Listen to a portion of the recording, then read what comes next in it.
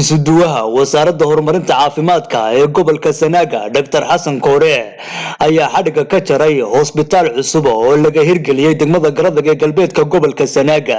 Shirkadda dhismayaasha ee Big Boss oo hospitaalkan cusub iyadu dhistay sidoo kalena hab casri ah u hirgelisay dhismaha hospitaalkani ayaana halkaasi furihii hospitaalka ku wareejisay maamulka caafimaadka ee heer gobol iyo heer degmo. Munaasabadan xadhiga lagaga jarayay sidoo kalena shirkadda Big Boss ee hirgelisay dhakhtarkani furaha ku wareejinaysay maamulka wasaaradda caafimaadka ayaa waxa ka soo qayb galay maamulka wasaaradda caafimaadka heer gobol iyo heer degmo, maamulka degmada Garadag, bahda caafimaadka ee Garadag. waxaana ugu horeyn madasha ka hadlay Faarax Aadan Ciise oo kamid ah mas'uuliyiinta sarsare ee shirkadda dhistay hospitaalkani oo ka warbixiyay qaybaha uu ka kooban yahay hospitaalkan cusub. xafladan aan maanta ku wareejinayno dhismaha ballaarinta caafimaadka ama dhakhtarka Garadag kaas oo ka kooban saddex magaraysa guri oo laba waad iyo qolkii qaliinka marka hore waan ku soo dhaweynaa waxaan ku salaamayna salaanta islaamka salaamu calaykum waraxmatullaahi wabarakaatuh.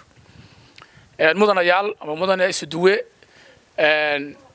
dhakhtarkan ama qolaalkan ama guryahan halka ka dhisan aynu hadeer wareejinayno waxa weeye waxay iska timi baahidii magaranaysa bulshada ama dhakhtarka Garadag ayay ka timi. marka runtii markii baahidaasi muddo ay soo jiitamaysay xukuumadda jamhuuriyadda Soomaaliland ee uu hogaaminayo madaxweynaha jamhuuriyadda mudane Muuse Biixi Cabdi iyo wasaaraddiisa caafimaadka ayaa ka soo jawaabtay. marka annagu haddaanu nahay shirkaddii Big Boss ee dhisaysay waararkan waxaa maanta naga diyaara oo muddoba naga diyaarsanaa wareejinta dhismayaashan waana naga diyaar inaad nagala wareegtaan aad baan idinkaga mahadcelinaynaa. maayirka degmada Garadag Maxamed Cilmi Maxamuud, maamulaha wasaaradda horumarinta caafimaadka ee Garadag Dr. Cabdiraxmaan Aadan Cawad, dhakhaatiir iyo mas'uuliyiin kale oo hadalka iska daba qaatay ayaa wasaaradda horumarinta caafimaadka ee heer qaran uga mahadnaqay hirgelinta hospitaalkani iyagoo sidoo kalena bogaadiyay shirkadda dhismayaasha Big Boss oo hab qurxoon u hirgelisay dhismaha hospitaalkani.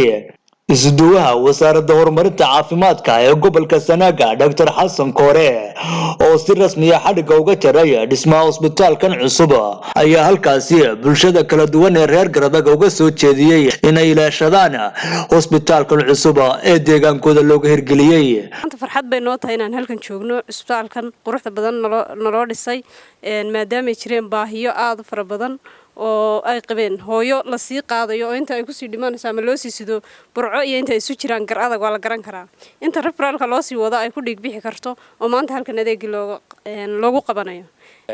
isbitaalkan ama qaybtan dhismahan cusub wuxuu ku jiray miisaaniyadii 2021 shirkadda dhistana waxay ahayd shirkadda Big Boss Construction Company. marka ugu horeysa waxaan uga mahadnaqaynaa Ilaahay suurtageliyay inaynu maanta ku sugnaano halkan kana qayb galno inaynu la wareegno dhismahan haddana nahay wasaaradda caafimaadka. guryaha kan si fiican ayaa wasaaradda nimankii dhisay baan leeyahay daarahan ay u dhiseen si fiicanna waanu ula soconay, si fiicanna waanu ilaalinay, si fiicanna waanu sawiray kama aanan qob qaadin ilaa la dhameeyay. hadeertan waxa weeye degmada Garadag saa ogtihiin sanadkii hore dhamaadkiisii ayaa qorshahan la diyaariyay.